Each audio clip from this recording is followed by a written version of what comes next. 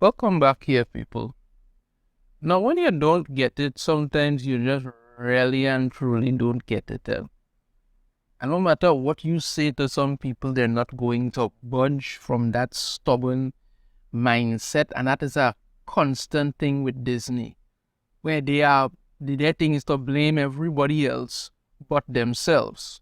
Now, the movie Lightyear had so much controversy surrounding it, it wasn't even funny. I did end up watching it. I did a review for it, and I clearly in that review explained why the movie was terrible. It was nothing to hide, nothing to pretend. The movie was terrible because it was terrible. I clearly stated why.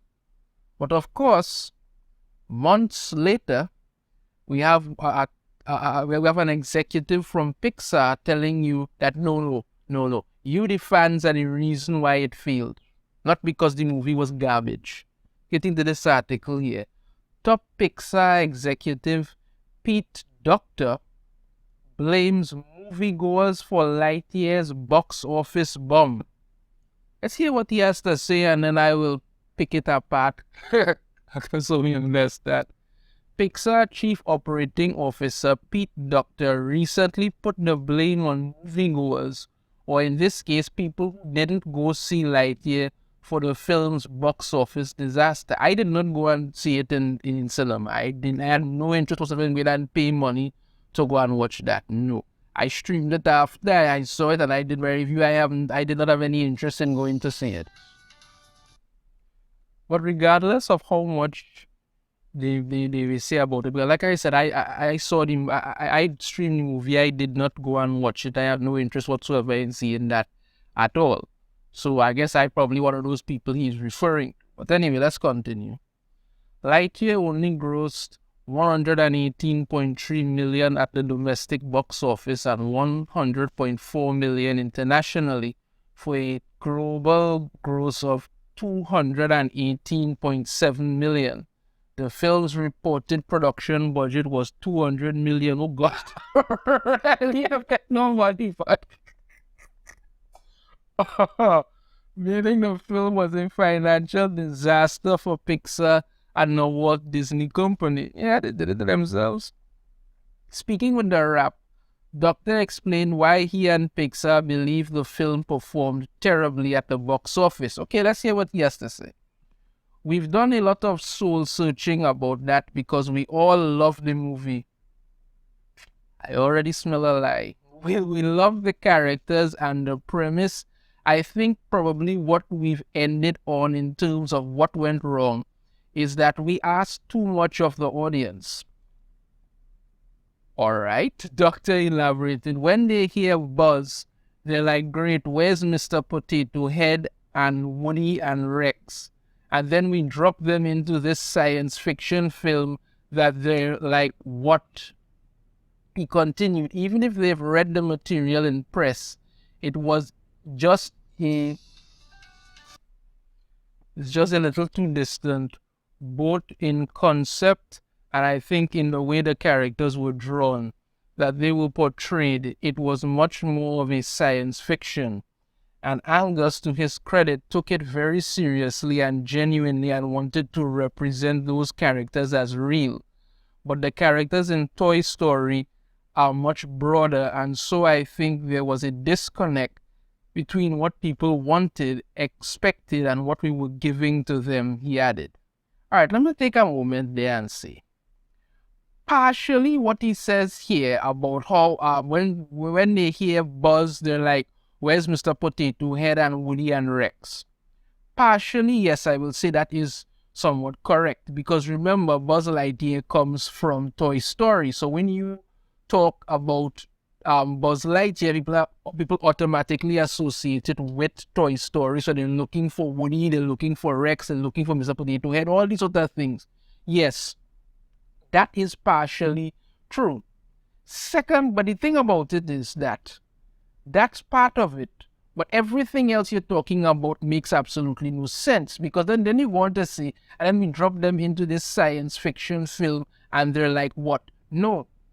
Keep in mind, there was a Buzz Lightyear animated series that Disney did some years ago. They even had a short little animated movie about it.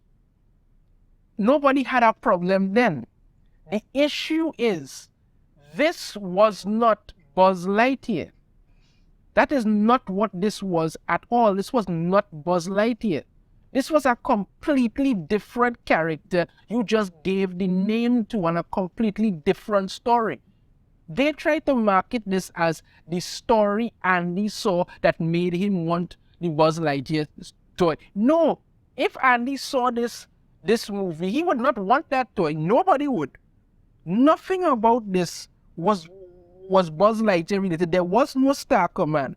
The characters made no sense. And the only thing that they marketed this film on, the only thing you heard when it came to marketing for this film on was that there was going to be some gay lesbian kiss between two women. And that is what they were promoting hard in regards to this film. Nothing else. I watched the film, like I said, I did a review for it. Buzz as a character made no sense. The story made no sense. Even Zurg, the bad guy, made no sense. Because why? Spoilers for anybody who hasn't seen it yet. The bad guy was actually Buzz from the future, from an alternate timeline. It didn't make any sense. If you look at something like, let's say Lego Movie 2, where it turns out Emmett was, Rex was really Emmett from an alternate timeline, that make a little more sense than this, It made absolutely no sense. The movie itself, the characters, the story, the common sense of it all, nothing made sense. You had Buzz Lightyear constantly go testing this ship over and over, skipping ahead in time, missing some things. Why would you constantly do that? Common sense would have been to just put people to work to figure it out and get off the planet. No. There was not even any Star Command.